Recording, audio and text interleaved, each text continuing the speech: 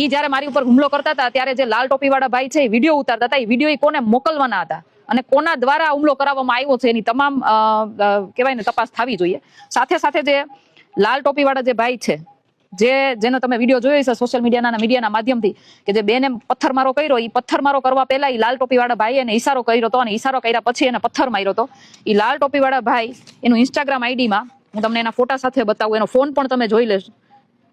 Same phone સાથે same માણસ, Instagram ID છે એનું x_rahu__307. આ આઈડી સાથે એ ભાઈના તમે ફોટા જોશો ને તો ફોટાની અંદર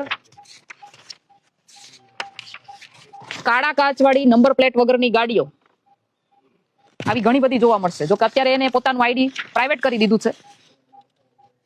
કાળા કાચવાળી ગાડીઓ, નંબર પ્લેટ વગરની ગાડીઓ, આ ગાડીઓ કોની છે, કોની સાથે એના સંબંધ છે? એ સિવાય એક અજીત ઝાલાનો વિડીયો હું તમને તમારા માધ્યમથી મોકલીશ. આજની તારીખમાં અજીત ઝાલાએ પોતાના ઇન્સ્ટાગ્રામ આઈડીના સ્ટેટસની અંદર ગાંજા સાથેનો વિડીયો આ ભાઈ સાથે મૂકેલો છે.